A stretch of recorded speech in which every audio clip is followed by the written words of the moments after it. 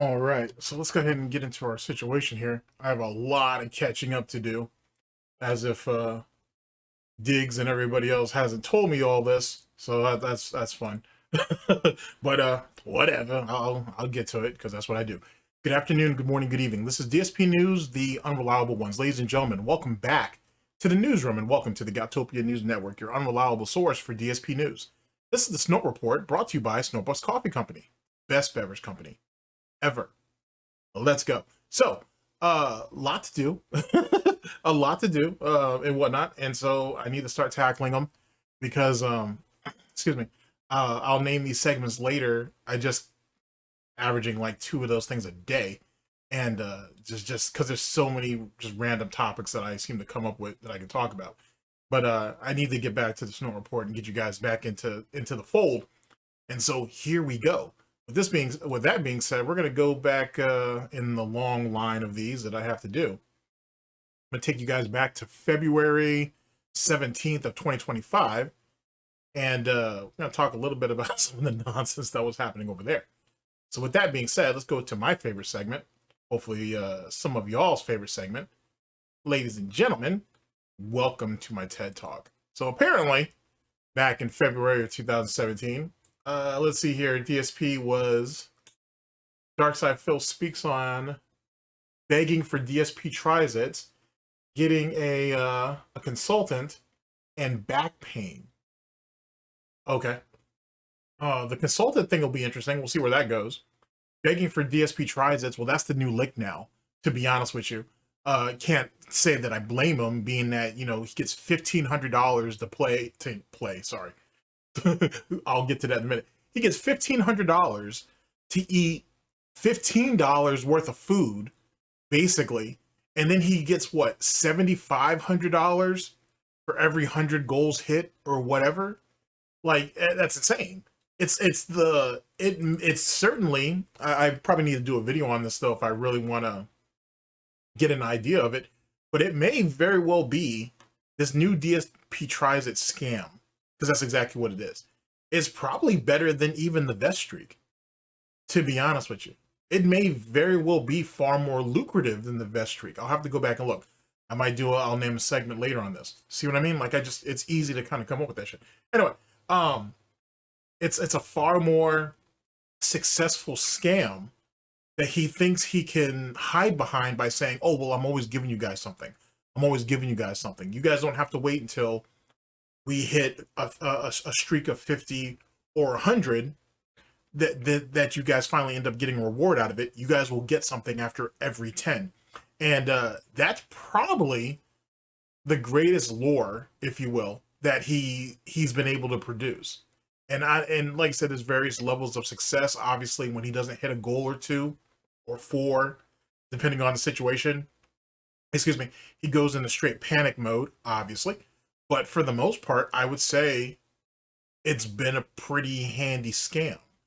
Keep in mind, and I think this is something that needs to be said, to achieve this scam, DSP had to bring in super chats and its tips, its super chats, and its gifted memberships. And in my current timeline, I'm recording this in late August, mid-August, late August. He has also brought resubs into the situation too, which I was actually kind of shocked by because DSP has been adamant about not counting resubbing as, to be counted for anything. It is what it is. And he'd been scamming these people for a long ass time doing that shit. But that shows you kind of how desperate he is. Anyhow, so that'll be funny to go over. His back pain, that story keeps changing. I mean, car accident. His backpack was too heavy back in high school. He was playing tackle, or was it touch football? It was either flag football or they were playing tackle football on some field or some mountainside that had rocks all over the place, whatever the damn story is. So he has that situation. Even though if you go back and look at his older stuff, he was jumping around, dancing, he was prancing around, he was jogging for the lack of better terms, and he didn't even have back problems then. So semantics with his bullshit, slipped disc, whatever. And him getting a consultant, I don't know. I have no clue what that's about, but we'll go ahead and see what that is. and see what to make out of it. Anywho, that's pretty much it. that's what our broadcast is going to consist of. Thank you for coming to my TED Talk. And let's see if we can go ahead and let's see here. Let's pick an environment that we're cool with. Yeah, here we go. There we go. So something fitting and whatnot. I think it's pretty good ambiance. And let's go ahead and get our video together. Big ups to Diggs, and let's see who actually produced it. Is it a SnortBucks video, a Raw Phil video, Memology video, a Snort Hogan video? Actually, I don't even know if I've really gone over a Snort Hogan video on this channel now that I think about it. I have to change that. Anyway, let's see what we got here. Old Faithful, Raw Phil. All right, big ups. So we're here with a Raw Phil production, and let me see if I can find this video. Let me see if I can find my notes really fast. All right, found it. Sorry, there's like I got a mess full of videos to go over. I did not realize this shit. I'm gonna be Iron Manning it up today. Anyway, ladies and gentlemen, we are here with Raw Phil. Big ups to Raw Phils. Sure that insert will make it in there somewhere. All right, big ups to Raw Phil. Let's see here. Darkside Phil speaks on begging for DSP tries-its, getting a consultant, and back pain. This is from February 17th of 2025. Womp womp womp womp. And let's not put it off any longer. Let's go ahead. Let's go ahead and get to the slaughter. I don't smell no bacon cooking. And that's a thing. Let's just go ahead and start cutting the bacon off his back. Since he says he has back pain, let's give him a reason to, let's give him something to complain about. Here we go. I don't know. And no, I didn't coin the term let's play. That's ridiculous. He did try to claim that way back, but whatever. I never said that at all. I said the term playthrough, which actually, if you go back in time, you'll find that most people never use the term playthrough. But you didn't coin shit because that existed before he used it. He went ahead and went along with it and whatnot, but he didn't coin it. He didn't start it. Someone else did. And he just went ahead and latched himself onto it. But if you go back into his lore, he tried to say that he's the one who coined that too. So, womp womp. Even though like Slow Beef and other guys back in the day, long before beat DSP out on that bullshit. But semantics. Matter of fact, I think that was in a... I want to tell you that's in Frederick Knutson's Down the Rabbit Hole. If not, it's in June the King's documentary. It's in one of the two. I'm pretty sure it's in the Frederick Knutson documentary, to be honest. Was the one who was using it most prominently back in the day. Let's play, that is not true at all. People were using the term let's play way before I ever made playthroughs. And by the way, I hated the term let's play and never used it in my content because I didn't like it. So there. Anyway, let's go ahead and embellish upon this a bit. Why did DSP start doing video game videos anyway? Well, because this idiot was trying to find an easy way to beat whatever game it was he was trying to beat. And he found two different types of videos. One that had the visuals, but no commentary. And that had the commentary, but it was too vague for him to understand. And he couldn't really understand what their instructions were. So he's not a visual learner, and apparently he can't be given instructions and be expected to articulate it and then do it. So he needs an odd combination of both. But the reality is, ladies and gentlemen, that he doesn't fit into that category either. Let's go into sunny point number 3. He actually needs to be handheld while the instructions are on the screen, while he's more than likely already seen a video before even starting the playthrough, or starting that particular gaming session, if you will, or stream, where it actually showed him what to do. That's how this idiot is able to say, oh, well, I think I have like, 4 additional hours left. I only have 2 more hours left in a playthrough, or so on and so forth, because he's constantly watching other people's playthroughs, right? And that's what gives him kind of like the amount of time that he may have to do so. But then that leads into an even more interesting argument in that DSP purposely milking it or stretching out or bloating his playthroughs. And he does it for a couple of reasons. Most of you already know this, so I'm preaching to the choir. But for those of you who are not, are patched in or tapped into this, it's one, to go ahead and try to deter, this is how you don't play. 2, if the game is bringing in a lot of money, or at least consistently bringing in money, he wants to milk that for everything it's worth. He actually has gotten called out for that recently. Back in, I want to tell you, in June and in July, he got called out for that and didn't have shit to say about it. And then third, and most importantly, there are so many games out there that he refuses to play that he'll go ahead and drag out what he has until something finally comes up. In all three of those scenarios, it's stupidity at stupidity's best. But DSP is the businessman, or so he says. So go with it. But it's really, really stupid. And especially once those games eventually gets wage quit anyway. You know what I mean? Now, as of late, at least this year, he tries with certain big releases in air quotes to go ahead and try to basically muscle through it. Not time sink, the sunken cost fallacy and whatnot. So he'll go ahead and basically play upon that and try to finish it up just because he's tired of hearing all the wage quits. But in reality, the dude just needs to give up games, just like Wings does. Wings needs to stop playing first-person shooters, I would say, altogether. Just play a bunch of Dark Soul or Dark Soul Light or roguelike games. Stop playing first-person shooters because you clearly just don't have the concentration, the hand-eye coordination, or the skill to do it anymore. It is what it is. You allowed yourself to get old before you were able to get old. End of story. But whatever. We'll see where the future lies with these guys. You go. Okay. So there you have it. That's the schedule for the week, at least for now. Trying to figure out what to do with it, and I hope that makes sense. It should be a good week full of variety of content and some good new releases, and wrapping up releases like Ninja Gaiden tonight and Onimusha later in the week. It should be a good week for content, okay? Good stuff. All right. Now, what I would like to bring your attention to at the bottom of the screen is the leaderboard. Ladies and gentlemen, we have hit 16 out of 20 goals for the week. 16 out of 20, okay? And that means that we are 4 away from DSP Tries It, the McDonald's Shamrock Shake, and either this Angel Reed. Let me jump into this for a minute, because I want to really try to drive this home. We're begging for food. At the end of the day, we're begging for food. Literally at the base of all of this. Now, most of you would make the argument, no, Golden, he's not doing that. He's begging for $1,500, which is true, by the way. No complaint from me. But if we're really going ahead and reducing everything to the lowest common denominator, he's begging for food. And to illustrate my point, the fact that he has to use his, wow, look at that screenshot. Good God. Anyway, if you look at what he uses to try to reinforce it, being like, hey, my wife's coming from a long day of work. She doesn't want to have to cook.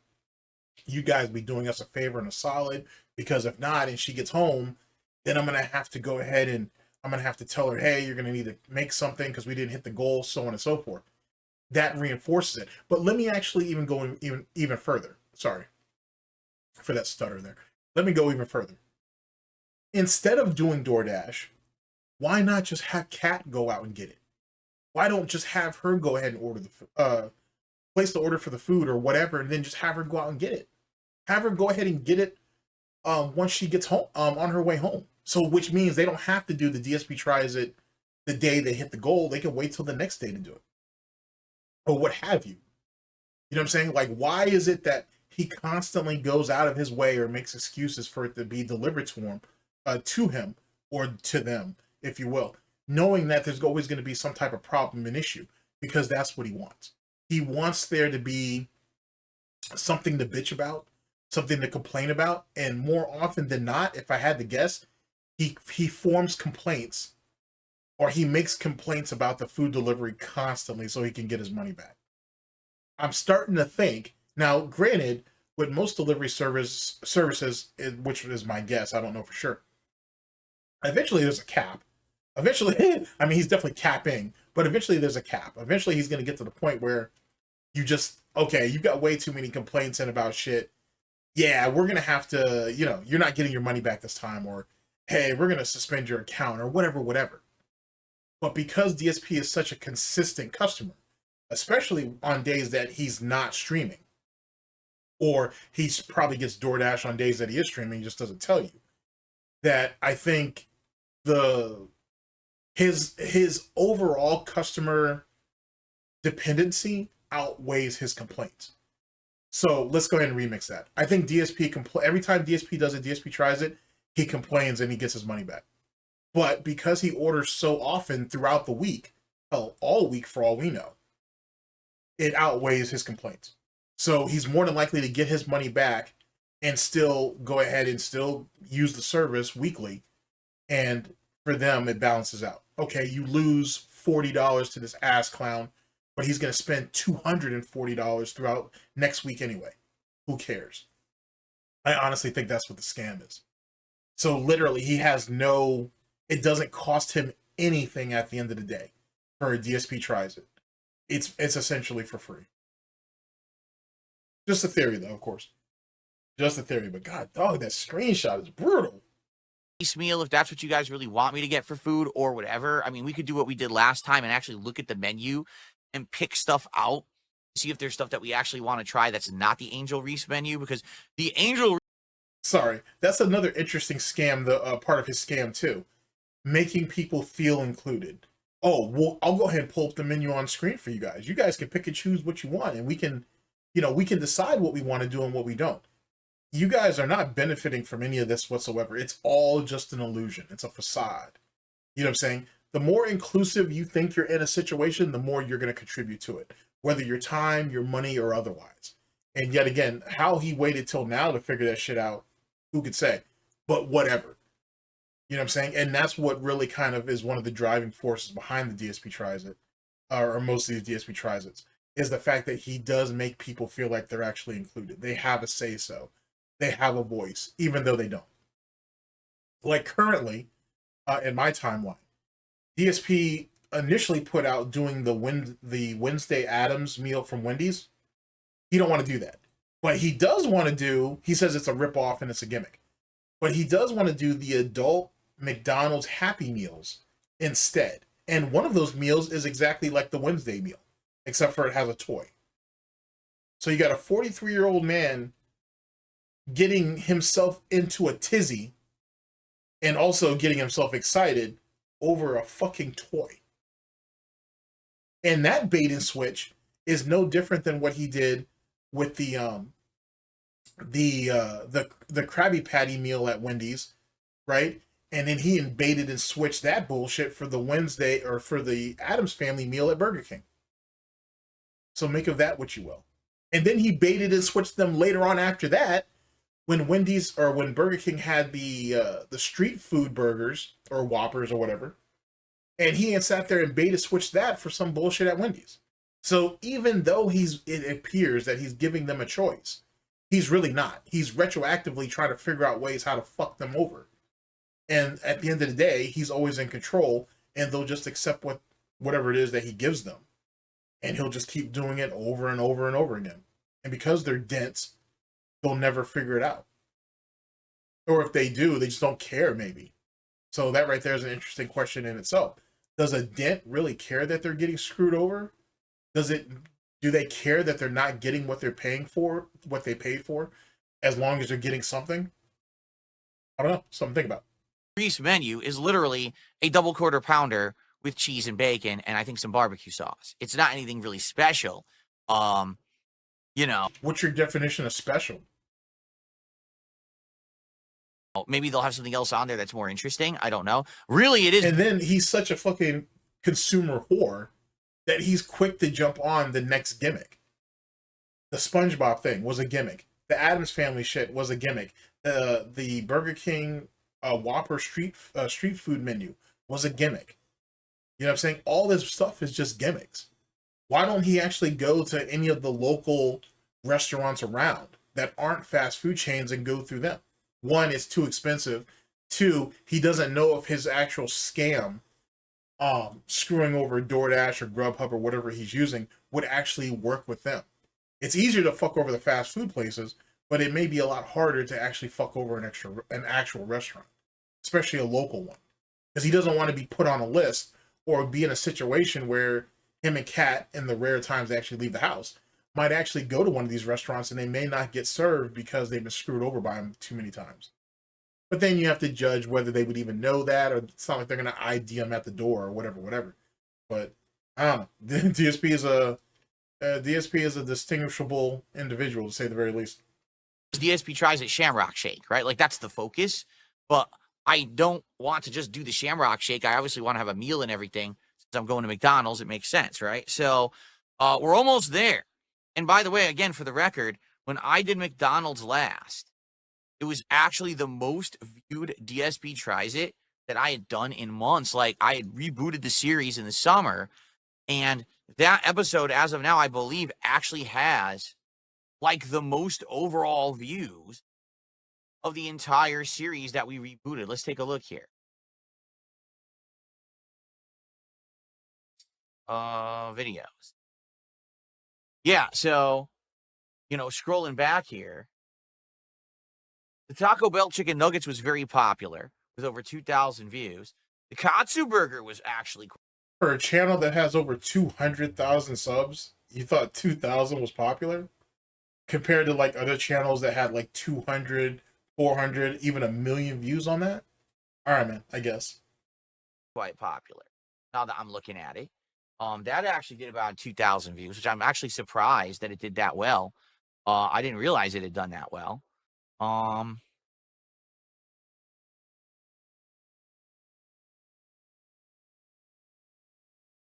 trying to find chicken. Here it is. Oh, yeah. Oh, my God. By a mile. The McDonald's episode of DSP Tries It, okay? Over 3,000 views. That's 1,000 views more than all of the other episodes that I've done since I brought it back. That beats the Katsu burger. That beats Burger King's Addams Family Meal. That beats... Look at how low the bar has been set. Like, DSP 5 years ago would bitch at people for only being able to pull 2,000 or 3,000 views.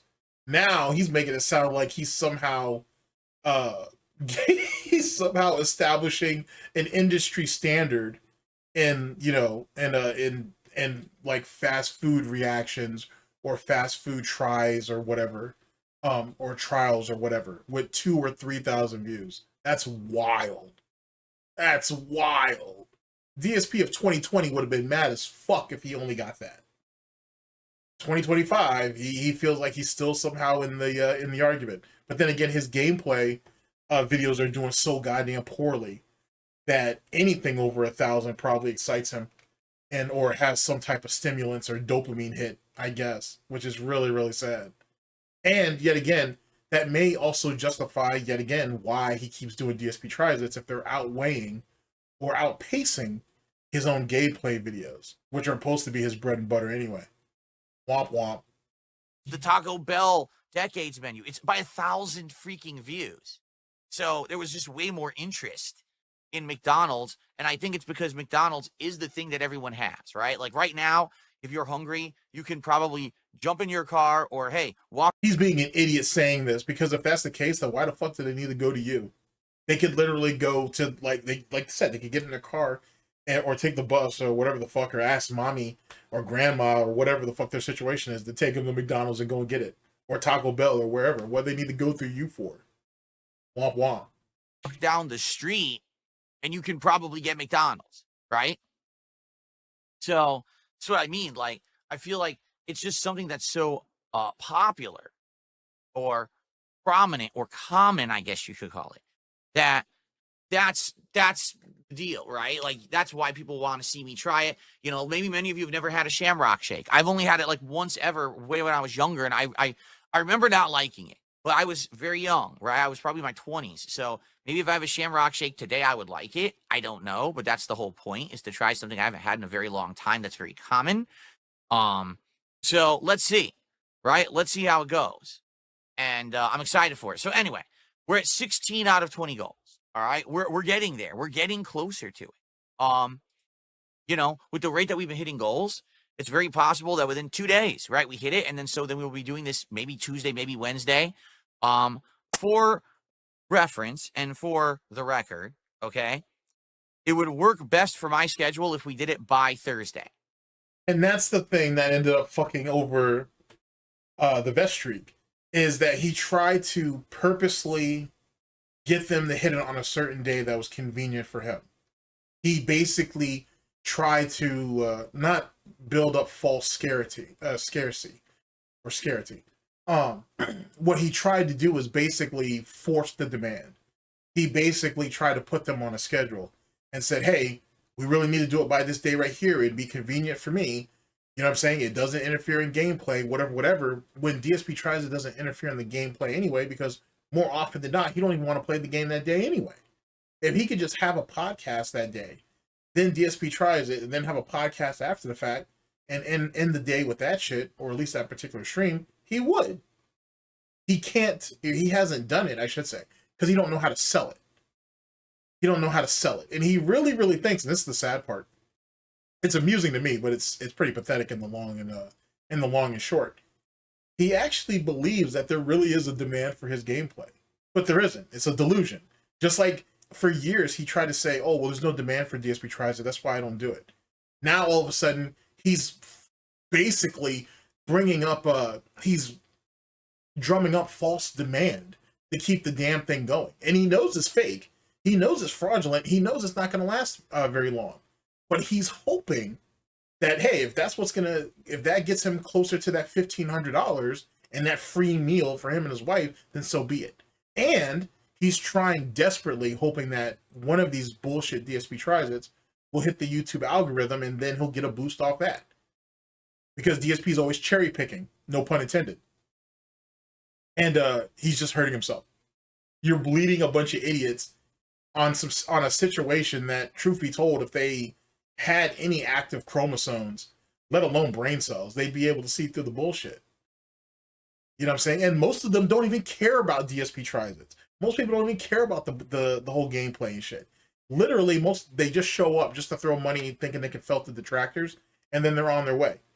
That's why the viewership is tanking. You know what I'm saying? That's why he only has well, it appears that he has 4 or 5 or maybe even 7 whales when there's really only 2. And there may be 4 or 5 pay pigs in there. And that's it. And this is back in February. We're in August now. End of August. Makes you think. All right. Why? Because once again, my wife's work schedule got messed around with, and, she's working a lot the middle of this week now. And because of that, those days that she works, it's great if she doesn't have to come home and cook. See, using her as a crutch. But that's weird, because I thought he loves her cooking. I thought he said that she loves cooking for him. Or for them, I should say. And they have DSP Tries in multiple days anyway, and he's looking off to the side because he knows he's lying, because they either get food delivered on the regular, or they're just heating food up. No one cooks in that house anymore. I don't think people have cooked in that house for years. So DoorDash and Grubhub and all that bullshit was a godsend to him. And that right there, ladies and gentlemen, stems all the way back since the pandemic or COVID. 2020. You know what I mean? And it's a habit that he developed, and he doesn't see a reason to stop it. Especially now that, at least in his own head, he has a foolproof way of hitting these DoorDash goals, at least twice a week. Well, that's what he's going for. He's going for 2 to 3 times a week. He's getting it at least once a week. But if he could do 2 or more, then how often is Kat really cooking? I mean, you know what I'm saying? And then if you really think about what he's saying about, oh, this would prevent her from cooking, she wouldn't have to, this, that, and the third. How many days is she really working? And then the chick works usually she works in the morning. She's home by 4 or 5. You know what I'm saying? Or 4 at least. So is it really that difficult? And you're in a marriage, Phil. Why aren't you cooking? Anyway, semantics. Right, well, why doesn't Phil cook? Because I'm working. I'm working till past 4 p.m. So she can go to work and come home and cook, and it's okay, but you can't? What about that stir fry you alleged that she loves so much and used to make for her? Oh, and that's until you guys started getting food from the Chinese place around the block. Then all of a sudden you don't have to do the stir fry no more. Remember, everything's for DSP's own convenience, even when it comes to dealing with Kat. And then after that, we have dinner together. Usually he's lying about that too. I think they eat in separate rooms. I think what you see with DSP Tries It is what you see on a daily basis. cooks and then we eat together. So if we're going to do it this week, which we probably will, then I think, you know, either doing it Tuesday, Wednesday, or Thursday would be perfect. So the sooner the better, obviously. If you want to see it happen, if you're excited for the next DSP Tries It, please support the streams. All right. And you know how to support. You can do super chats and super stickers and memberships or gifted memberships on the YouTube side. You can do gifted subs on the Kick side, or you can tip.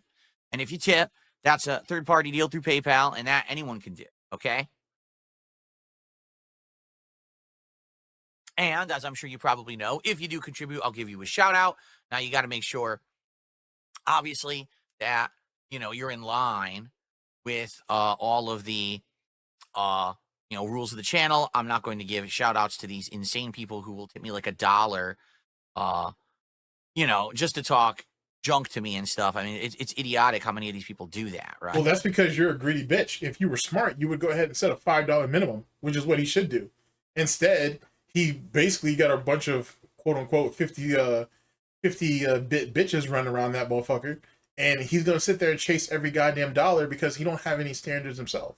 If he was smart, he would do $5 minimum off rip. But it don't matter because most of that troll shit gets fucking charged back anyway. So who cares? Right. So let's see what happens, but let's see how quick we can hit it. And let's do some shout outs now. We actually start off today with several different tips that we can do. Let's take a look here. I already misclicked. But that's so wild. Just imagine you coming up here every day, and instead of begging for the sake of begging, now you go ahead and throw the gimmick up that I'm begging for food, or he's begging for food. Let me put that in the context. That he's begging for food. Daily, he's begging for food. You know what I'm saying? That's fucking crazy when you think about that shit in hindsight. Absolutely out there, bro. Supposed to be a gameplay stream, and I would say what that lasts multiple hours, and at least 3/4 of that. Let's not do that. I'm probably being a bit facetious. At least half of that is begging for food, begging to hit goals so him and Kat can have a meal. Wow. Fucking wow. I don't know what's going on with the touchpad on this laptop. It's been a few weeks now. And we're setting up for that, the new laptop saga. And when did he get that last one? That was what, Only Iced Coffee, I think? And he got that for him back in what, 2020? Maybe just before 2020, I think? Or around there? I want to say it was between 2019 and 2020. So that laptop isn't that old. But keep in mind, though, ladies and gentlemen, Dark Side Phil is retarded. So he don't actually believe in, like, you know, updating drivers, updating any of the software or anything like that. So if the hardware starts to become unresponsive because the software itself is degrading, right? DSP can't put 2 and 2 together and think, you know what, hey, on my day off, maybe I should go ahead and just update all of my computers. You know what I'm saying? On my day off. So this way, when I come to work the next day, that's funny. It's amusing to say that. To think that anything DSP does is work, I should say. This way I'm all set up. Instead, I gotta update stuff. Oh, that means the item or the electronic is going bad. I need a new one. Holy shit, bro. Holy shit. Like, how do I word this?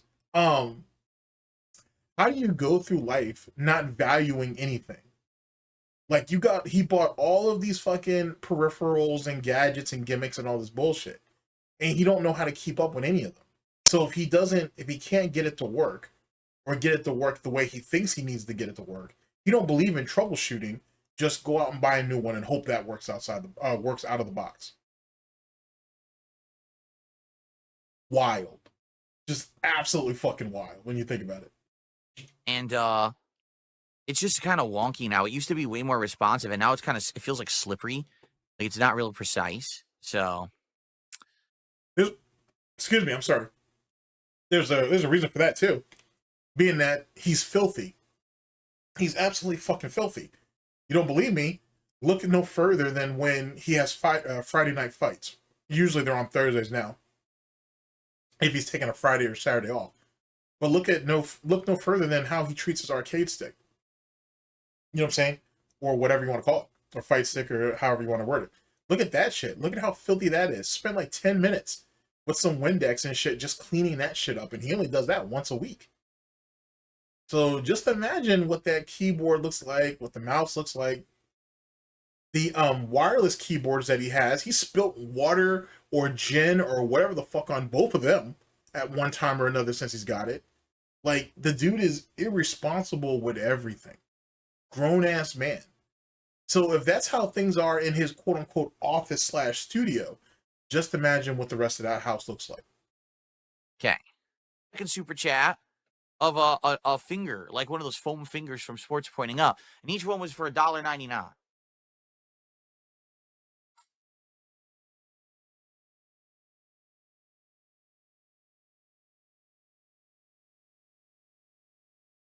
Cool.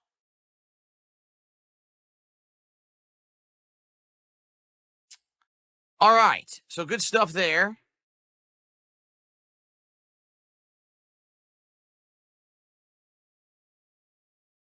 Very good. All right. So that's what we got. There's nothing on the kick side, right? Did I miss anything on the kick side? I don't think I did. I'll check, but I'm pretty sure I didn't miss anything on the kick side. All right.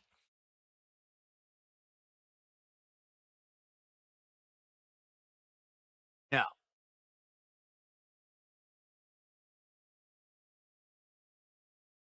No, but as I've explained, you know, a bunch of more dumbass troll accounts were made. So, you know, if you're wondering who actually gets moderated, I mean, that's who gets moderated. It's the troll accounts that get moderated. Okay. Let's see here.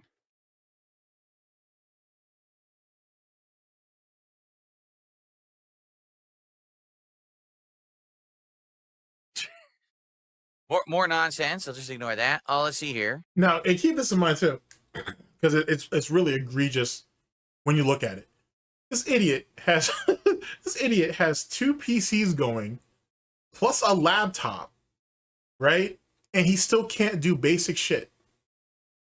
We got a laptop literally dedicated just to look at, just to look at fucking chat and read donations. When he could literally just use one of the actual PCs, right, that's around him to do so. Got a laptop in front of him just to moderate and to read out fucking chat. That's insane. You got people out here who have one PC and can do all of that. Can stream, game, and read fucking, or interact with the chat. He needs 3 of them. Or 2 PCs and a laptop. And he's still failing at it. He looks fucking wild doing this shit. Because he's staring over here. He's staring over here. He's looking down here. That shit looks crazy. It doesn't look like a professional setup. It looks like you have far more than what you need because you're so desperate to look like Daddy Brunel. And like you have like a bunch of shit going on. And you really don't. You're just wasting electricity for the sake of it. Amazing. Just amazing. But I guess that's the trappings of success. Or at least so he likes to say it.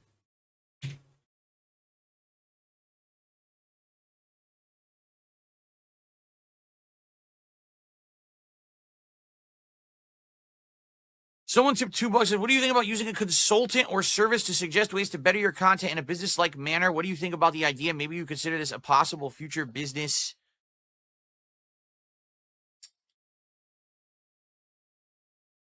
Great screenshot. He won't do that. One, anybody who looks at, well, first off, you have to look at the money. You have to look at his spending. That's all over the place. So he's going to get criticized for that, and he's not going to be able to handle that. Let alone if you look at what he does from a gaming / streaming standpoint, that's all wrong too. The way he streams is poor, it's unengaging, it's literally driven for this autistic purpose of having even more autistic people to give him money. The gameplay is non-existent. If he can't figure anything out, then he'll just drive his head into the wall. If that don't work, then he demands people to help him. If he doesn't make enough money on it, he just wage quits it. So we can just go ahead and get the game part out of the way altogether. His streaming setup and how he streams doesn't make a whole lot of sense. He believes that this is how other people do it. It's not. He's nowhere close to what the industry standard is. He's just a fucking mentally deficient person trying to emulate what normal people do. And then, like I said, he fucks everything up with the money. Any consultant could sit there and talk to him for 30 minutes and come to the realization that, yeah, this guy's lost.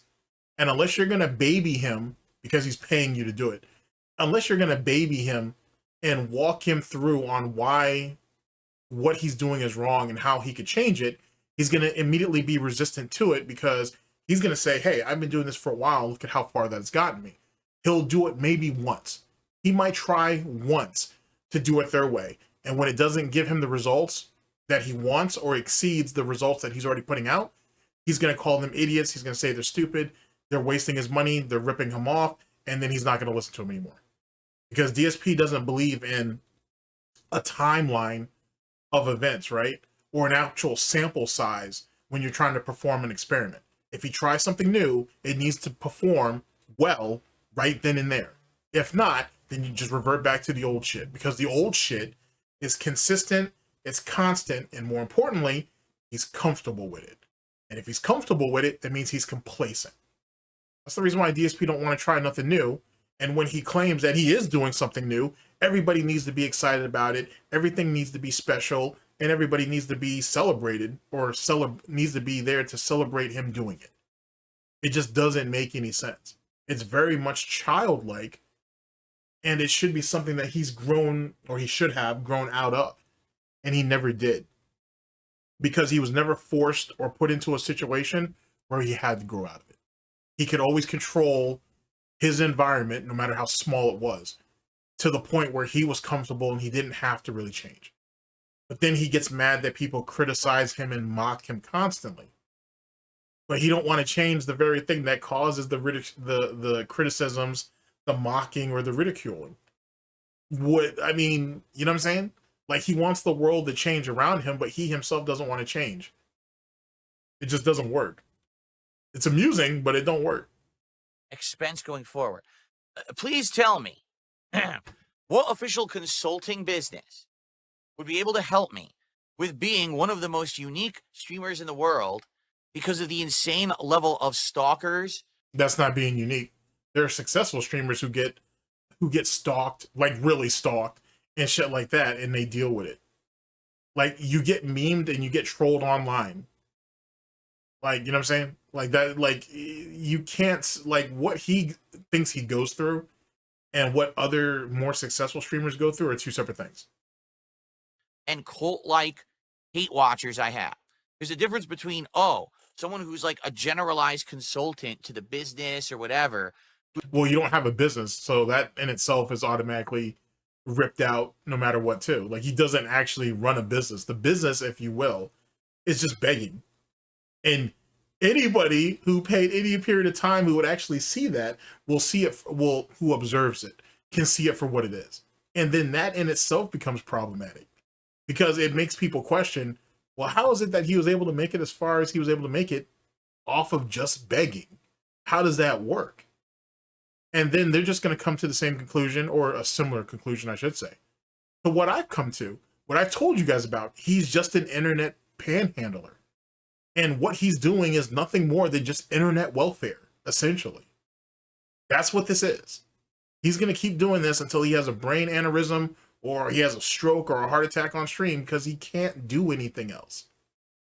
You know what I'm saying? That's what this is. This is the new internet panhandling. This is the new internet begging and shit. Goutopia is the fucking city. He's on these streets and he's begging with his fucking tin can daily. It is what it is. Let's be honest with ourselves, ladies and gentlemen.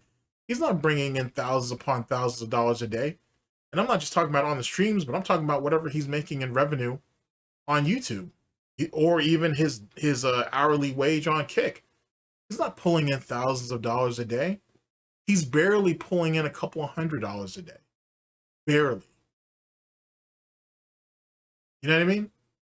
Like, when you really think about it, he's literally scraping the bottom of the barrel, and he's making like the bare minimum of what you would consider a successful streamer to make. But then again, he's not a successful streamer. So even if DSP is clocking in, let's say, $10,000 a month, given if you guys are actually around the content creation or streaming communities and shit, that's a drop in the bucket. You got some YouTubers can do that off of a single video. That's just part of their regular uploads 4 or 5 days a week. So that's nothing.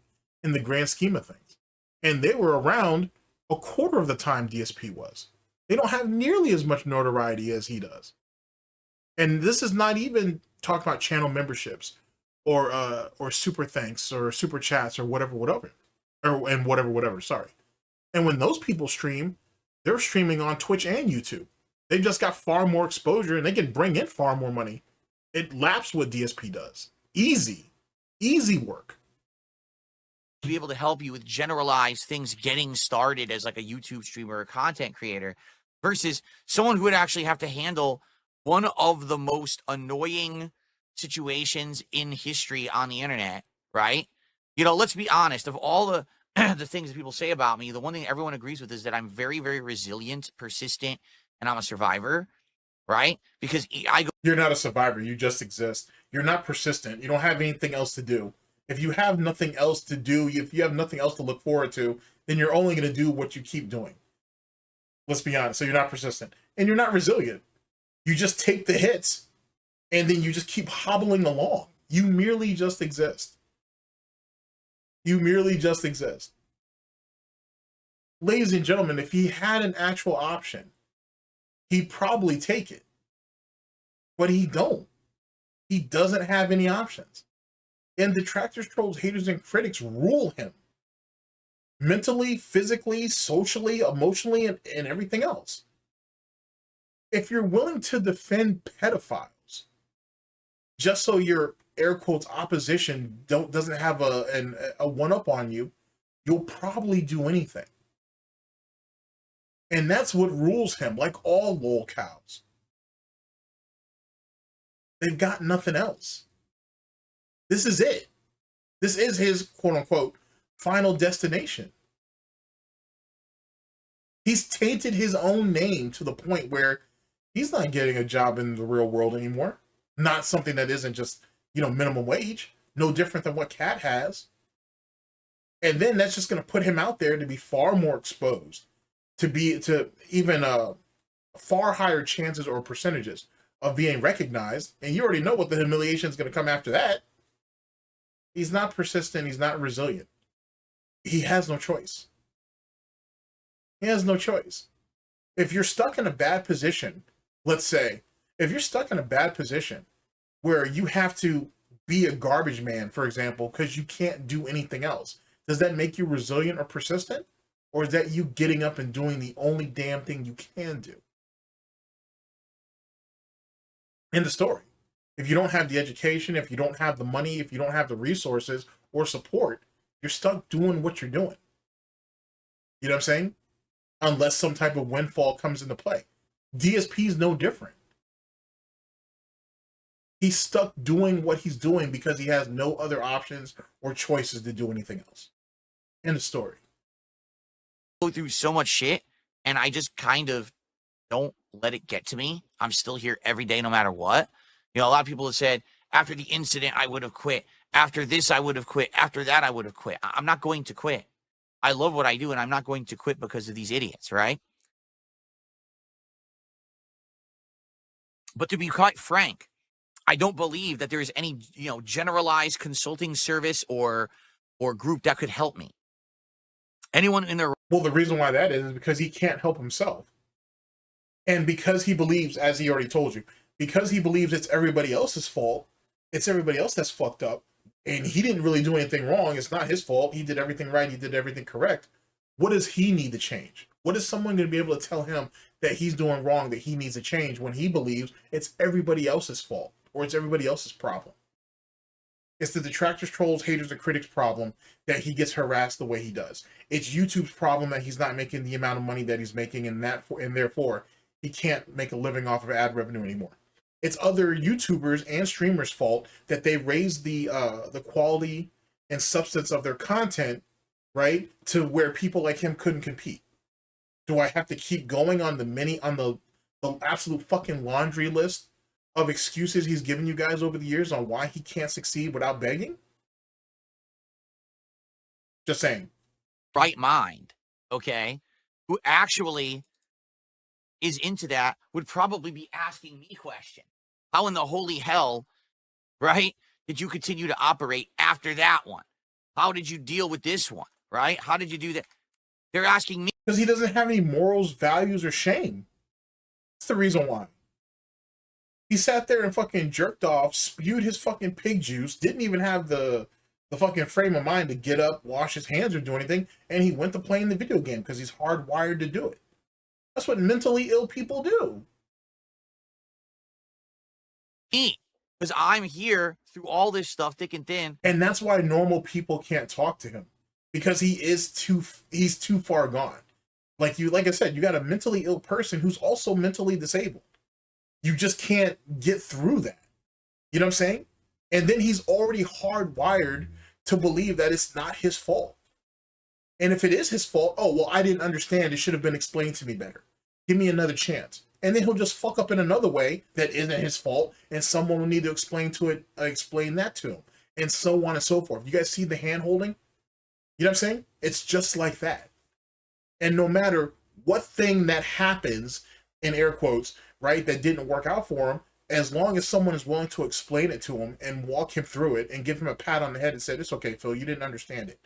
You know what I'm saying? It's okay, Phil, this is a new experience. You don't know, you didn't have a grasp on it. He'll just use that and keep going. You know what I'm saying? That's literally what his not his narrative, that's just his way of life. You know what I'm saying? When you got people out here humiliating the shit out of you, and your only retort is, oh, well, I don't give a shit about that. I'm eating Subway today. What? That's like a kid saying he's getting bullied all day today, but it doesn't matter because he's going to a student teacher lunch or whatever, and they're getting a Happy Meal. So that wipes it all away. He's literally used that excuse. This is no different. Longer than most people surviving it all. Okay? And keep in mind, the situations that he's talking about are the situations he put himself into. He did it to himself. So I'll be honest, I don't really think there's much that they would have to offer me. It would be more generalized advice and things that aren't going to work because of my unique situation. Like, for example, so many suggestions that have been said. Why not do a private show? Can't do a private show because my detractors will literally pay to access it, illegally rip it, and put it all over the internet, right? Why can't you do shows early? Same exact reason, okay? Why can't you do this? Why can't you do that? That doesn't even make any sense. So you can't do a private show because other people are going to get access to it and put it out there. All right, fair enough. You can't do an early showing because of what now? Because they're going to be up early, just like everybody else would have to be, and they could rip the show.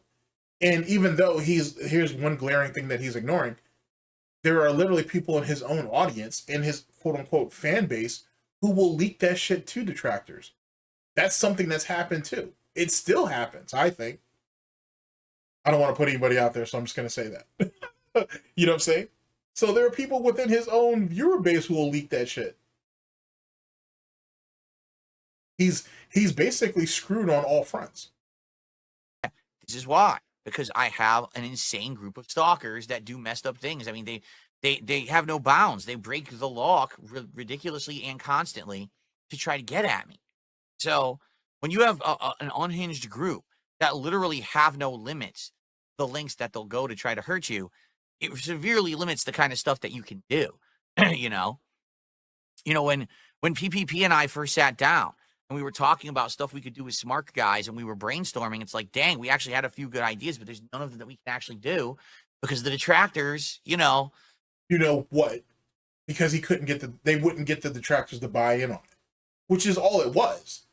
Like, the Grill Phil segment existed to try to bring in the detractor dollar. And it worked, I guess, for a bit. And then maybe a bunch of detractors threw money at it. And then it got old, to be honest. Because DSP kept trying to dictate what could be asked of him and what couldn't. But he didn't mind prancing around like PPP, or Triple P as I like to call him. He didn't mind prancing around like his bitch in brand new socks and shit. That was okay, but PPP asking him hard questions and then demanding an actual explanation was where the boundaries needed to be set, or a line was being crossed that shouldn't have been crossed. All right, make that make sense. Would thwart it at every turn. So there's just not much there to work with, So, yeah. Anyway. And keep in mind, he has a lack of imagination, too. That's why PPP had to keep coming up with all the ideas, and DSP basically shot them down. But then when PPP was like, okay, well, tell me what you want to do, he didn't have anything. And yet again, it was all about control, because DSP don't have no imagination about shit.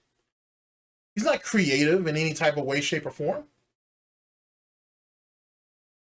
And I guess, according to what he's saying here, every option that was thrown at him, oh, the Detractor's going to ruin it. The Detractor's going to ruin it. So who are you living for, Phil? Are you living for your family, in air quotes? Or are you living for a bunch of faceless people online? I think we all know the answer to that. You know, if this, whoever this person is tipping and saying this, if you have something in mind and a suggestion, you could always reach out to me. We can talk. I just don't foresee anyone who actually does like consulting being able to help me. You know, they'd probably be like, they have entire agencies that exist to do this very thing. Devin Nash, before he ended up stepping down, had an agency that literally does this shit. The problem is they have to come in and, well, when I mean come in, they're gonna actually walk in on him a bit, and they're gonna ask for an assessment. Yeah, DSP can spew whatever bullshit they want in the verbal part of it, but they're gonna actually go back and watch his content and make an assessment. They're gonna realize there are a lot of problems. A lot of those problems are on him. DSP is not gonna want to answer for those things, because DSP did nothing wrong and he did everything correct. They're gonna find out very quickly that he can't be helped, because if you're not willing to help yourself, no one else is gonna be able to help you either. And because DSP can't take a recommendation, right? Because for whatever reason, he conflates being suggested something as an order to do something, right? Or he can't take criticism, or he can't understand the difference between a criticism and a critique, right? He's screwed. You're literally wasting your time. Even if DSP was paying you, you're wasting your time. And then on top of that, DSP is going to sit there and try to get as much information out of them for free than actually pay for someone to actually sit down and break it down to them. dang, well, you know, good luck with your future, but I don't know what we can do to help you, because dang, that's a unique situation, right? Okay.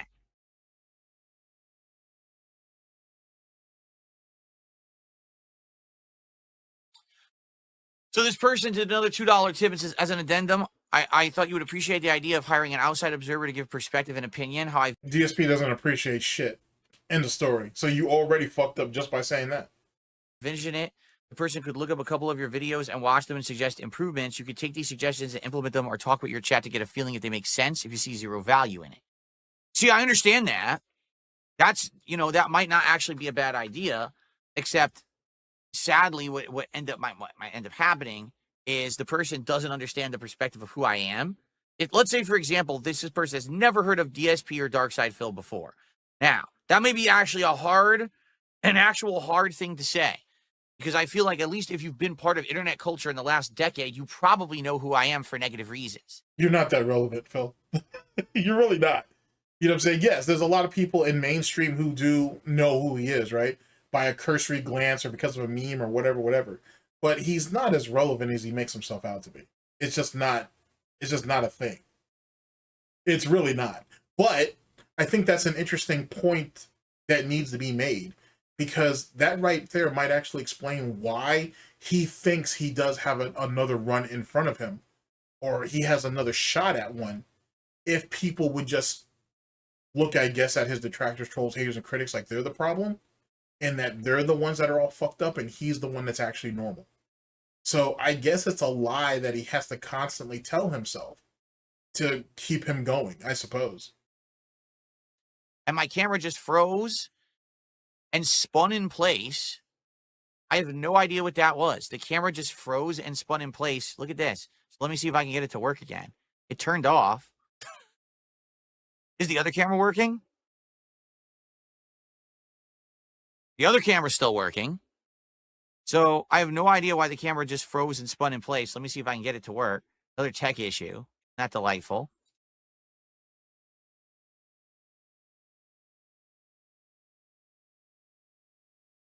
Darkness. Darkness everywhere. Holy shit.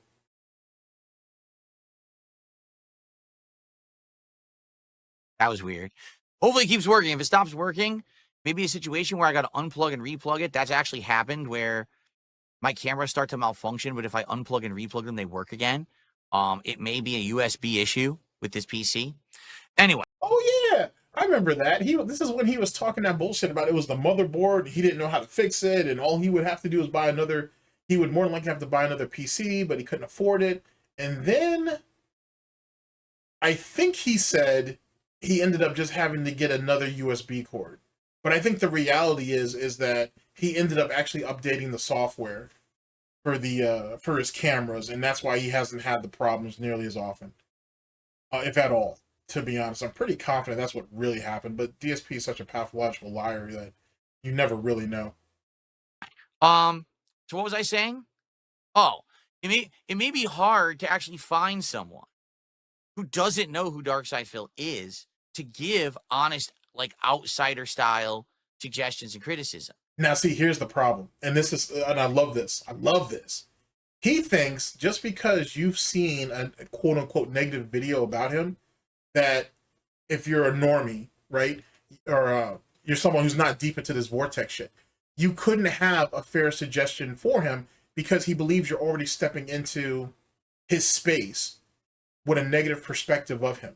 Now, this is really important because this right here gives you an idea of what he thinks about people, right? If he has a negative feeling about you, or if he's heard something negative about you, he doesn't want to associate with you based off that. But that's weird because he would say, oh, well, people say negative things about me all the time and they won't give me a chance. The funny thing is, he won't give anybody else a chance under those same circumstances. So what makes him any better? You're just as bad as these supposedly idiots, mouth-drooling morons, these sheeple that you accuse people who follow like people like myself and other people, right? You accuse those people of being sheeples and being idiots because they listen to a narrative. But if you hear a narrative about somebody else, you go off of that too, and you'll never give them a fair shot. You'll never give them a fair chance. And that's where that whole 220 situation with Officer Wendy, comes into play. When Phil was like, oh, well, what incentive does she have to tell the truth? And she was like, well, wait, that right there already sounds like someone with a fucked up moral compass. Same concept. You're actually seeing it here in real time. And there are examples of that before she made that assessment.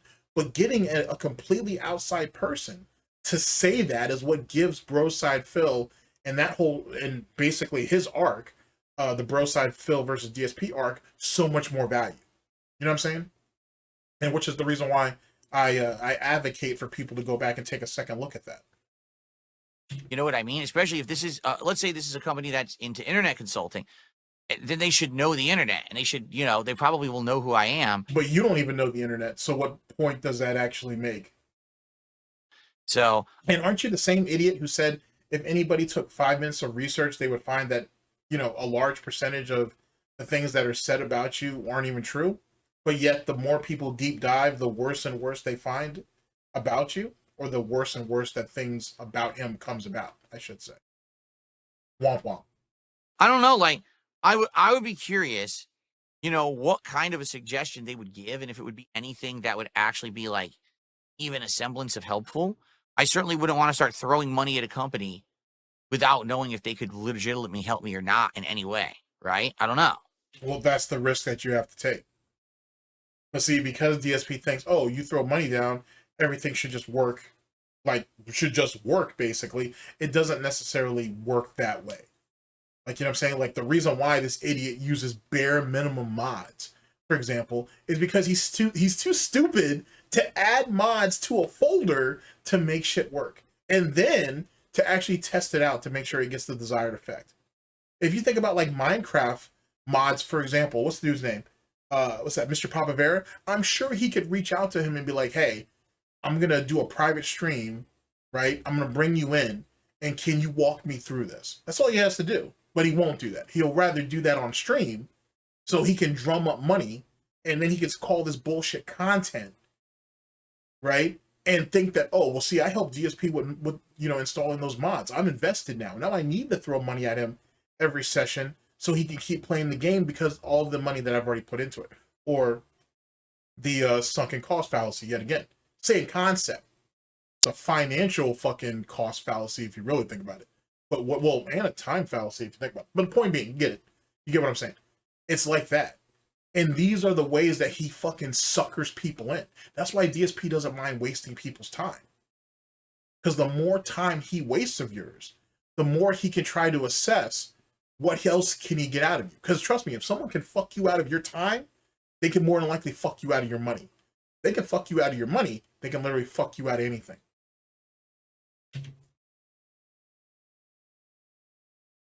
Right. Mayor Charlie says, to find someone who hasn't heard of you, they'd have to be from the younger generation. Yeah, I would argue. No, or they're just someone that's not deep into the internet. Like I said, he doesn't encompass the overall internet the way he thinks he does.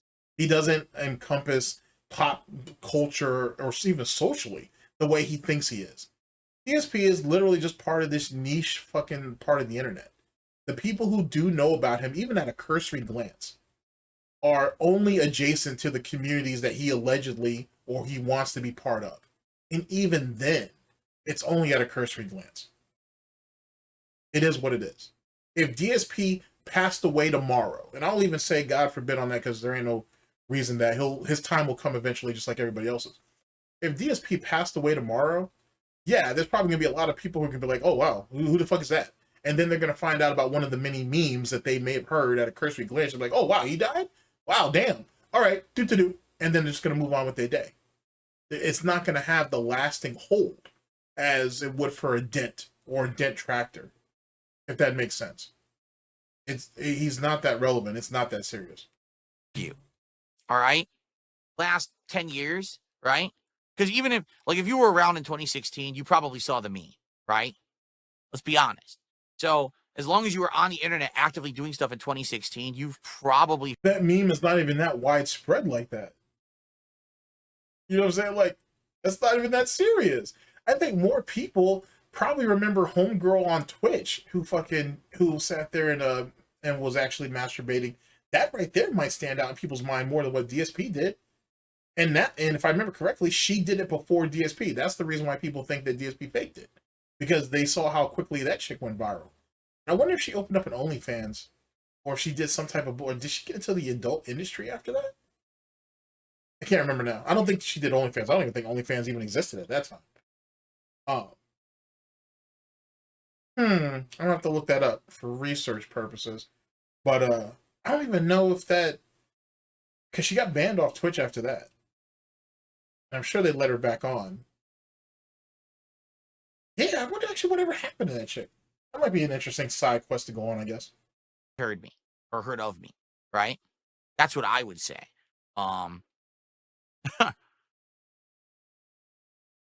So there you go.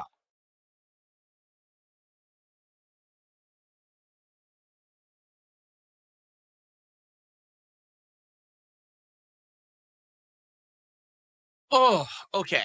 Did I answer the question? I got derailed there when the camera turned off, and it kind of screwed me over there for a second, but hopefully it keeps working today. Like I said, if not, I might have to unplug and replug it again. It seems that sometimes it happens. You know what it is, too? This PC, I don't restart all the time, so maybe that's what it is, too, but I don't know why that would cause a USB problem with a camera. I don't know. So we're leaving the PCs on all fucking day, too. You know? The more things are different, the more it actually the more shit stays the same.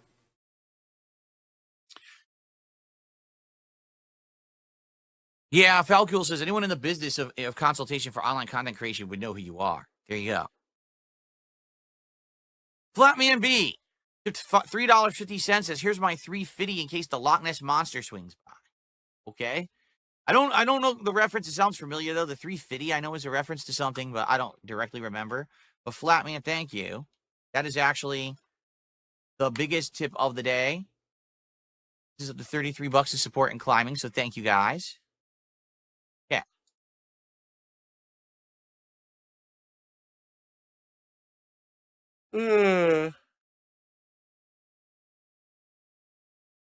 Okay. It's from very passionate about what we do, apparently. South Park? Oh, gotcha. So, first off, I'm getting so many questions. I'm being asked, ow, how's my neck doing?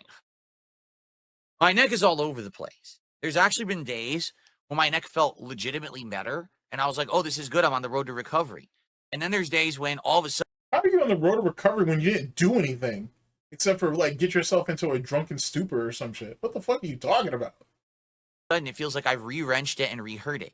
The pillow is definitely helping, for sure. Oh, that pillow. Yeah, that's right. That fucking expensive pillow that was supposed to fix everything, and it didn't change anything at all. Oh my god, what an idiot. Literally just throws his money at garbage and wonders why nothing ever changes or gets better. Amazing. Just amazing. But there's been a couple nights where I'm doing something and I fall asleep before I'm in position on the pillow. And the thing is, with this special pillow I bought, it's called the Osteo pillow, you have to be in position for it to work. Like, you have to be in the side sleeper position to keep yourself in place, or you need to be firmly on your back in the back sleeper position. If you're not in those positions and you fall asleep, or if you're not even properly on the pillow, like one night I fell asleep propped up, like doing stuff on the freaking, on my mobile device here, doing research or watching a show for smart guys or whatever. Yeah, no. On the Kiwi Farms, on Detractor Twitter. Yeah, that's probably more likely what he was doing. Holy shit.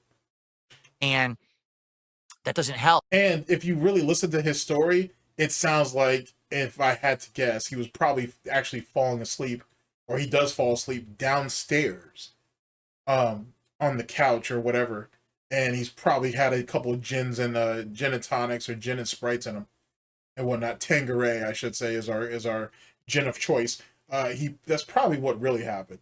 He probably sat there and fell asleep downstairs and whatnot. And if he was able to actually pick himself up when he went back upstairs, he just threw himself down, and there you go. That's more than likely what happened. Makes sense when you think about it. You know what I'm saying? So it sucks. I'm not feeling better, but I'm not feeling worse. It's kind of like all over the place. Like right now, okay, if I lean forward, I'm good. If I lean back, I'm good. If I go to the left, I'm okay. I'm okay. I'm okay. I'm okay. I'm okay. I'm okay. You can't tell me this isn't retardation. Holy shit. This is memeable at best. I'll have to bring this back just because. And now when I get to this point, I'm starting to feel a little weird, like tenseness in the neck. If I try to go to the right, that's it, pain already. Now, he can't rotate his head, but of course he can't. He doesn't stretch because he probably don't even know what that is. So yeah, that explains why you're not getting any better. I get it. Absolute fucking mongoloid. Not feeling better, but I'm not feeling worse. It's kind of like all over the place. Like right now, okay, if I lean forward, I'm good. If I lean back, I'm good. If I go to the left, I'm okay. I'm okay. I'm okay. I'm okay. I'm okay. I'm okay. And now when I get to this point, I'm starting to feel a little weird, like tenseness in the neck. If I try to go to the right, that's it, pain already. Like shooting pain already as soon as I tried to go to the right. So it's definitely something here, it's pinching the nerve whenever I lean my neck to the right. This is where it is, the disc or whatever. And the thing is, again, this is something that has happened to me before. Okay, it does fix itself. It just takes time. The body needs time to heal. And it sucks because this is a situation where I can't just not move for days on end. It doesn't really fix itself if you keep injuring yourself. You realize that, right? Of course you don't. All right, no problem.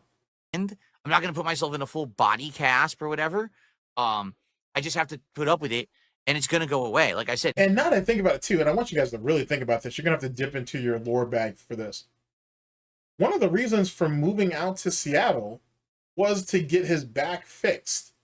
And if I had to guess, actually, I'm not even had to guess because he did say this. He said the reason why he needed Panda to move with him is so he would have someone to take care of him while he was in Seattle while he was recovering.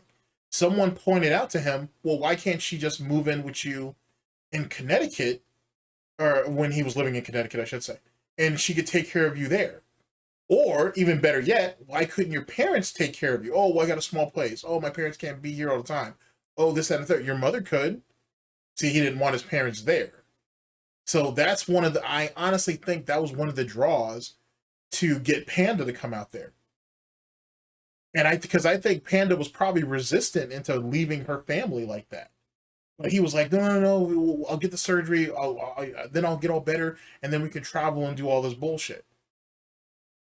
And I think she was like, well, okay, if he's really going to do that, then we'll probably be all right. And then once they got out there, gotcha, bitch. And she was stuck. She was legitimately stuck. So the pretense of her moving out there or them moving out there is bullshit when you think about it. And DSP is such a pathological liar. One can't draw that, can't let that slide on him. He may have very well lied to Panda to get her to get out there. If you really think about it. Something to think about. There's something to let it float in your noodle for a bit. This actually isn't the worst I've ever had. I've actually had it where my thumb was numb for 2 months. I could not feel my right. That's funny. The way he moved that shoulder, he didn't seem to have a whole lot of problems or issues. Oh, well, semantics. Thumb because of this. All right. So, I've had it worse. I know it's going to get better. It's just a matter of time. It really sucks. But the thumb thing happened at what? Final round? What? Over a decade ago at the time that he did, even probably longer than that. And it didn't get better. But it's going to eventually get better. How exactly? That I'm going through this pain right now. But it is what it is. Now, eventually, if it doesn't fix itself, yeah, I'll see a doctor. Okay? How long? I'm probably going to wait a while and see what happens, right? You mean like you've already been doing? So you're just going to keep waiting. So i.e., hey guys, I'm never going to see a doctor. And so you guys don't even have to bother asking me. I'm going to tell you guys what you guys think you want to hear, but I'm never going to do it because my pattern of behavior has already proven that. If you really look at it, that's what he's doing. Like, it's funny because, again, sometimes it's different. Like, some days it's just neck pain. Some days it's arm pain. Like, for a day or two, I actually had And keep in mind, if you're a pathological liar and you're addicted to complaining about shit, why would you? Why would you? It's not like he needs a better quality of life. He's not planning on traveling. He's not going to do anything. He's never going to pick up golf or any sport. You know what I'm saying? He's never going to fucking climb a mountain or no bullshit like that. He's going to sit there in this fucking room, in this prison of his own making, and he's going to deal with whatever bullshit that's on the internet. Because that's what he lives on and what he lives for. The internet. Nothing else. Everything else in the real world is either too hard or it scares him. So what incentive does he have to fix his back? What better quality of life does he believe he could have by doing such a thing? He's going to fix it. He's going to go through surgery or go through therapy just to come back and sit down and waste away his life doing that shit? It doesn't make any sense. pain right here, the top of my arm here. That's because it's the nerve. When the nerve gets constricted in a different way, it'll hurt you in a different way. You know what I mean? So yeah, it is what it is. It sucks, but what can I do? I'm doing my best, without having to go to the doctor. If I have to go So I'm doing nothing, and that's his best. Okay, fair enough. Eventually I will. But for now, I'm just kind of dealing with it. Like I said, with the way American healthcare works, right now, if I would say, I need to go to the doctor, and I contacted my health insurance, they would say, well, why would you contact your health insurance saying that you need? I'm mad that I never pointed this out before because I just didn't care. Because after a while, some of this shit just gets retarded, as if it isn't already. Why would you contact your insurance to say that you have to go to the doctor? Just go to the doctor, Phil. No pun intended. Just go to the doctor. What the hell are you doing? Is that what he does? He has to contact his insurance every time he wants to set up a doctor's appointment? That's not how that works, Phil. You know that, right? No, he don't know that. Peep this. Peep this wild ass shit. You can't just go to the doctor. We got to get you to go to one of these. And that's why he doesn't ever go. That's why he doesn't ever get physicals. That's why he hasn't had his eyes checked in a while. That's why this guy doesn't go to the dentist. He pays for this shit. He pays for all these different insurances, right? He complains about all of them, but he never uses any of them. Make it make sense. Walk-in clinics first. So drive 45 minutes. Why would you go to a walk-in clinic when you could just go to your general practitioner? What? What sense is that? Huh? You have an injury, so instead of you going to your doctor, you have to go to a 24-hour clinic? What insurance is going to tell you? All right, let me stop. Let me stop. To a walk-in clinic each way. Okay, so I go to the walk-in clinic. I would explain the problem. The person would just do some basic tests and be like, okay, now I'm going to refer you to the real doctor. Essentially, the walk-in. Then why wouldn't you just go to the real doctor then? Holy shit, bro. And the fact that he thinks this makes sense in his own head is crazy. And that's why he avoids it. Wild. So wild. Clinic visit is a complete waste of time. It's just to make sure you're not lying about your condition. You're not some kind of a hypochondriac or whatever. Well, you're definitely that. And I assume your mother's probably at fault for that shit. But then if you know that that's a scam, allegedly, why don't you just go right to your own doctor? You think your own doctor is not gonna see you and make an assessment if you make an appointment? Okay. So then they'd probably give. And if you go off of this narrative right here, ladies and gentlemen, this is the reason why Jasper never got that $300 blood test. That's the reason why that Jasper never got that $300 blood test. Holy shit. Me the specialist referral, and I would hope to get in there soon. But when I tried to do this years ago for my ear infections, the earliest appointment they had was 2 months. That was during COVID. That was a completely different situation in itself. Yeah, no, we're conflating the situation. That's bullshit. That's such bullshit. And then something tells me that this idiot didn't know what he was doing, and that's the reason why he wasn't getting the medication he thought he should have, because he was somehow fucking up how he was supposed to either get it delivered to the pharmacy or be delivered directly to him. Somehow, some way, he confused or he missed a step, and that's why that happened the way it did. Pretty sure. I hope that would not be the case. I hope that I would be able to get a relatively fast appointment. And keep in mind, if this dude's hygiene was on par where it needed to be, he wouldn't have even had the ear infections. Excuse me, make of that what you will. You know, but you never know.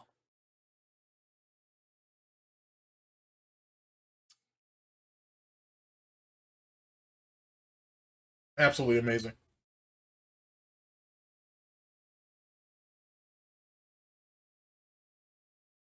Okay.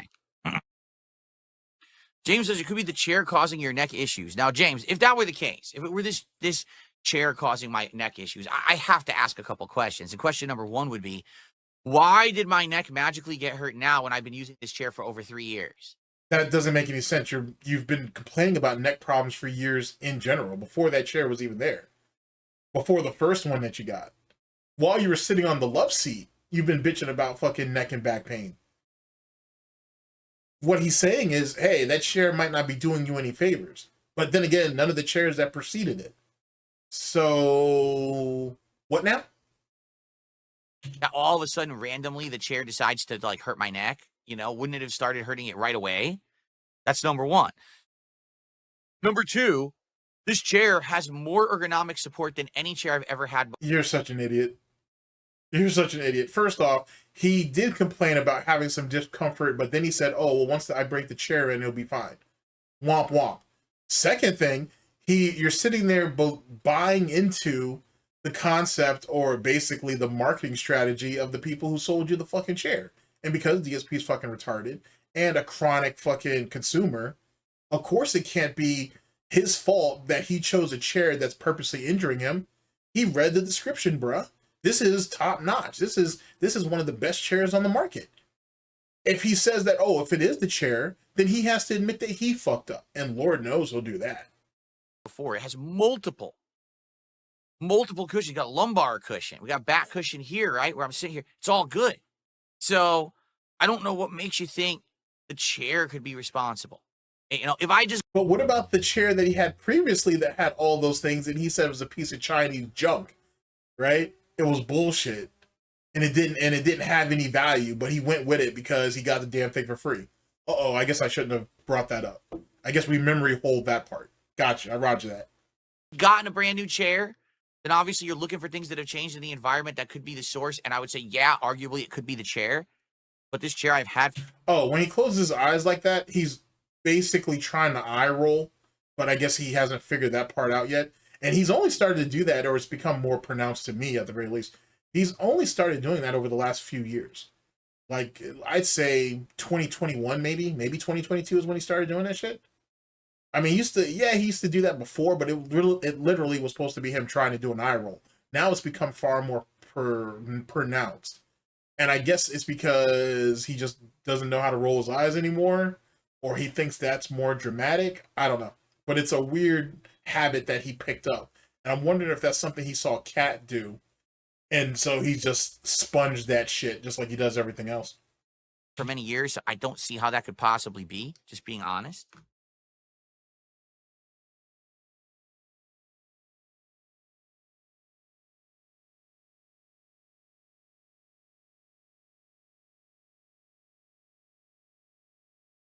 That's it? Just gonna sit in silence? Oh, yeah? Jeez, Felipe Baxter says his chair has a very nice headrest where he can lean his head. Yeah, there goes the camera again, by the way. So I'm just gonna unplug and replug the camera in, because obviously the camera is having multiple malfunctions now, which is really stupid. Here, I'll turn on the alternative angle camera. Absolutely here. amazing. I love it. I remember how some bad detractors got, including swatting you. And remember the KWO? You know, you should go on Lolcow Live to discuss that with Keemstar.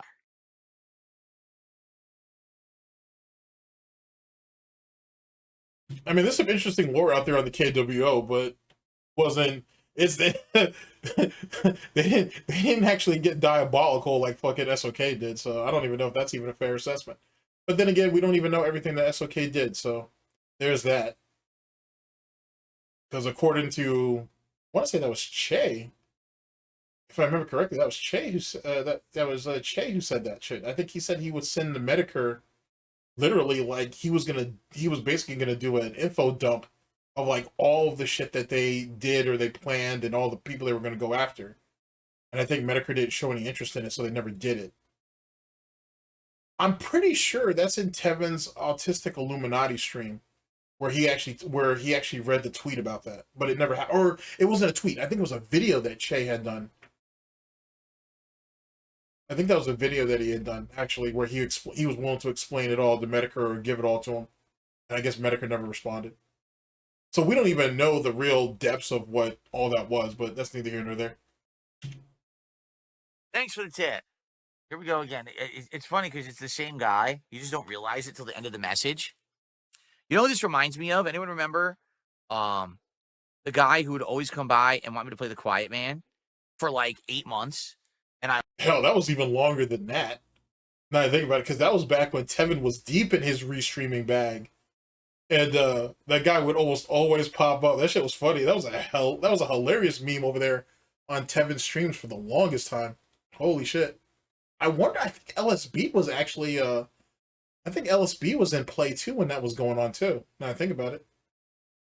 And that was an amazing time of restreaming, bro. I gotta tell you, that was an amazing time of restreaming. Fun stuff. Because you had Tevin, you had LSB, you had Dark Dave Mirrors, and then you had some other people who every once in a while restreamed, like Proper.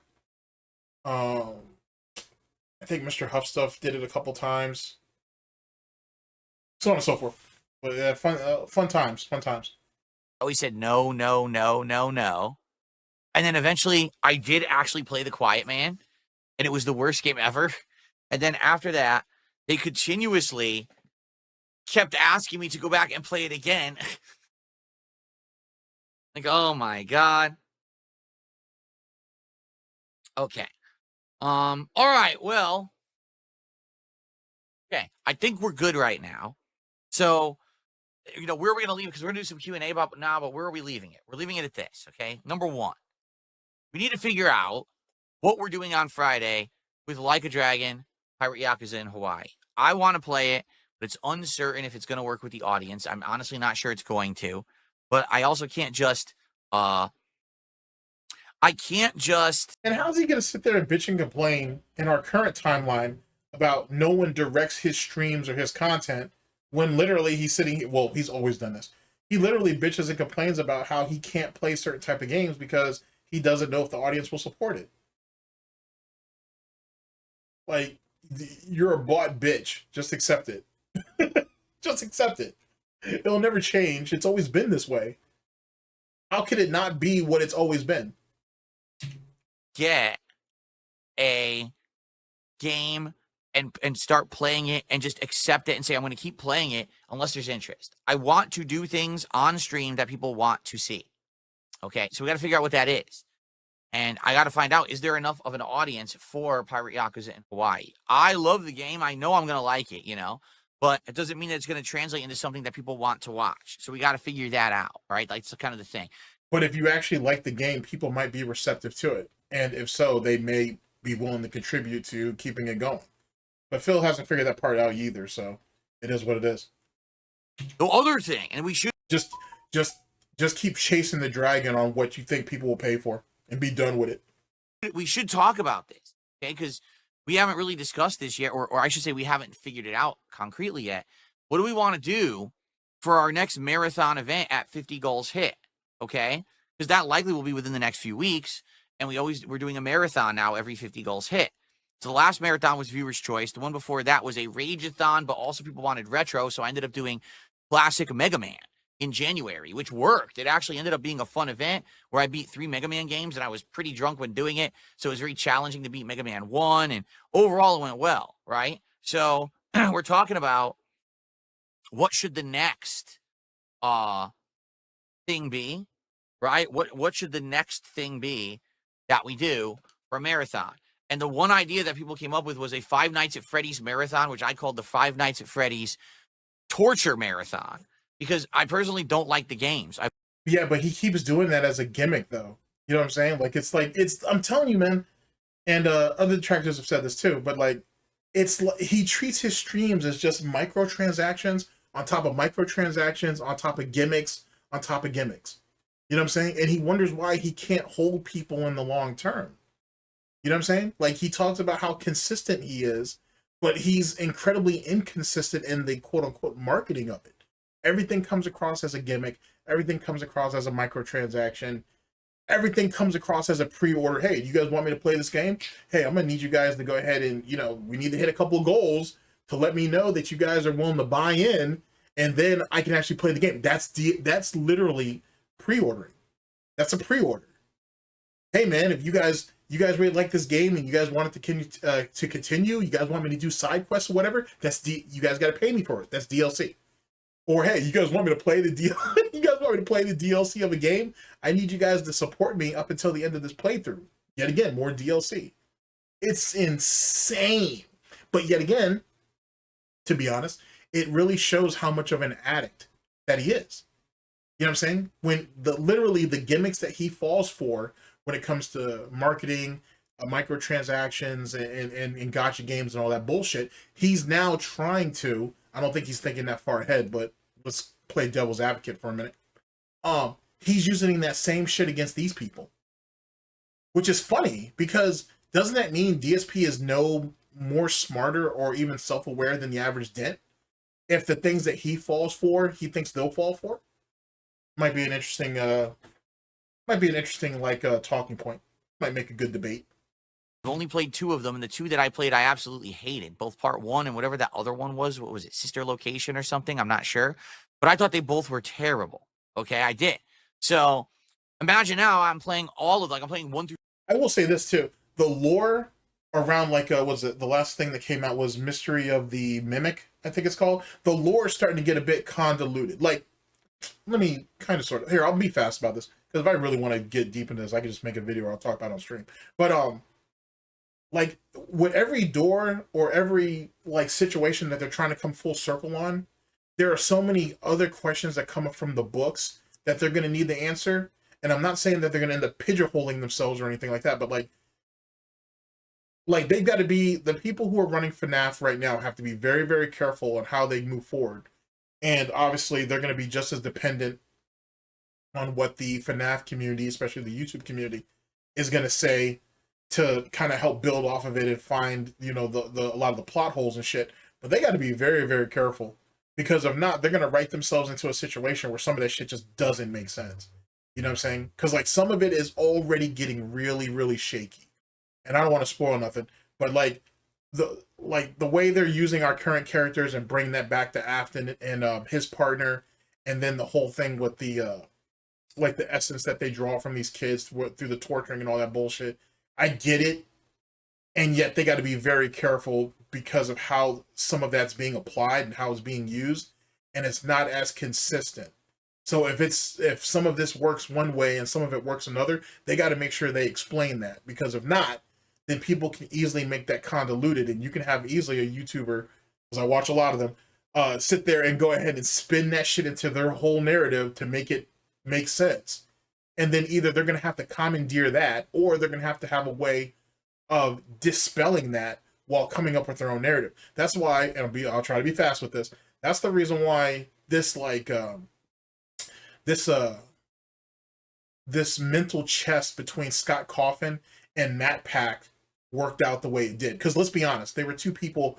I won't necessarily say they were in business with each other, but they were definitely playing off of each other. Like there was definitely a financial motive between the two of them and whatnot. And I think that's one of the reasons why Scott Cawthon spent so many years not reaching out to Matt Pack personally, and that's probably the reason why they didn't actually meet until Matt Pack got cast for the movie, the first one, which makes a lot of sense. It makes a lot of sense now that I think about that in hindsight. But whatever. Like I said, hopefully they work it all out, but they got to be real careful because they're on a razor's edge with a lot of this shit. A lot of this shit. And I also think for the FNAF community, for as many creative people that they have and a lot of open thinkers and free thinkers they have out there, and they got a lot. I also can see the gap that Matt Pack left, and it still hasn't been filled. And I don't think it can.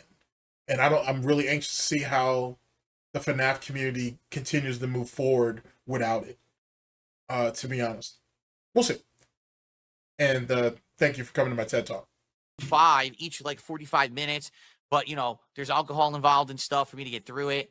So it could be a really fun event. Wow, using alcohol as a crutch instead of it being something fun and whatnot, it's a crutch now to amplify your experience to get you through the next thing. So you can just slosh through the content. Smart move, Phil. That's real. It's real clever to say that.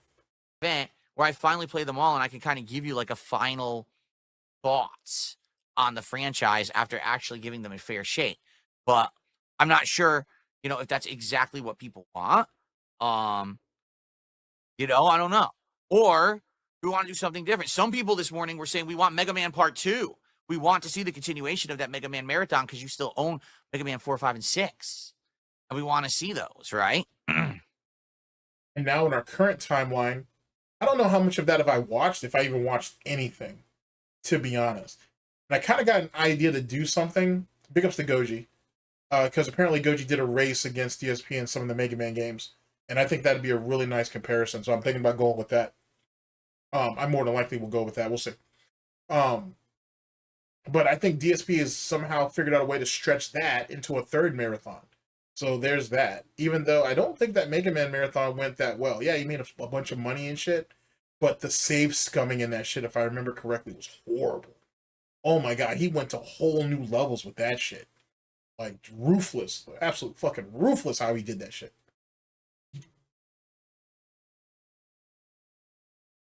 So is that what you want?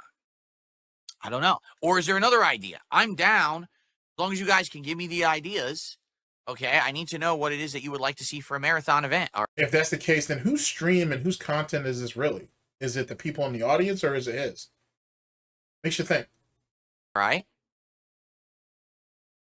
Felipe Baxter says, I thought you were going to pick to avoid troll influence. Well, that's the thing. The more ideas that you guys give me, I'll have a better thing to pick from, right? I don't want to just pick something out of the blue that no one wants. I've got to listen to ideas and maybe pick the best one. I think the Five Nights at Freddy's event is a solid idea. And I actually think that continuing the Mega Man is also a solid idea. So those are kind of my top 2 that I'm considering right now until you guys maybe have a better suggestion. Okay.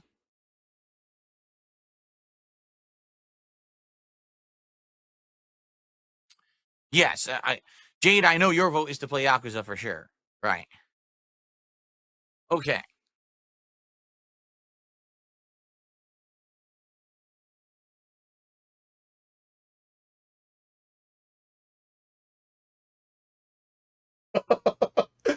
Oh man, that was tough.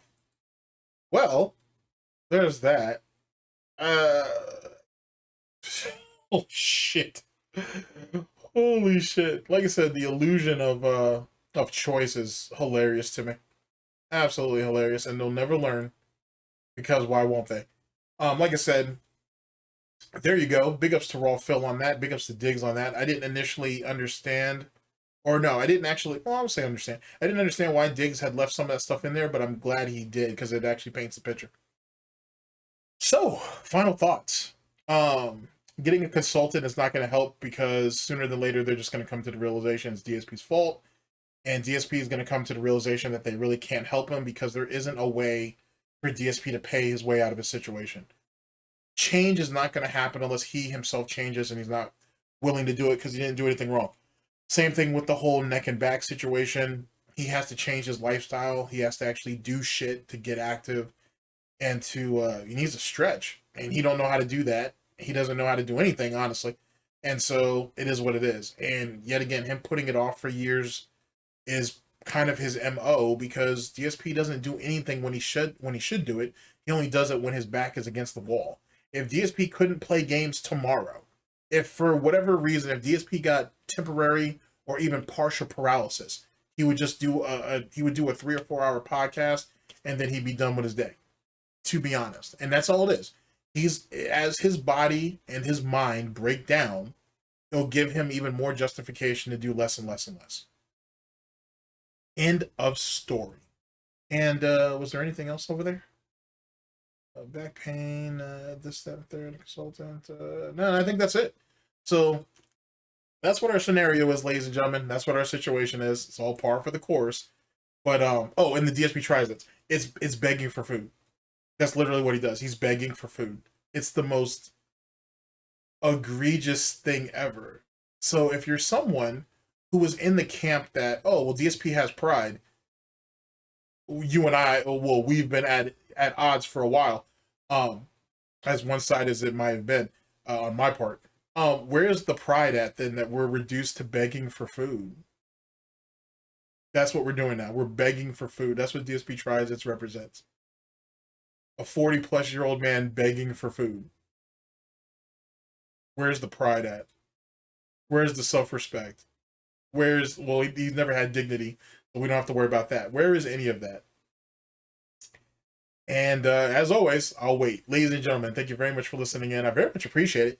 And I will catch you guys for the next one of these, whenever that may be, hopefully sooner than later. Later. Ladies and gentlemen, this has been the Snort Report. This has been DSP News. Always late, never breaking. Unreliable coverage that you can't count on. Oh, yes! A GTG Networking Productions. For Tim Snortons, the Snort Report, Hard Snorts Gin and Tonic, and SnortBucks Coffee Company, the best beverage company, I've been your host / anchor GTG, and I'm signing off. Holy shit. Never change, Phil, which you won't. So it's not me asking you to do something that you're already doing. You're just never going to do it. But never change. Take care of yourselves, people.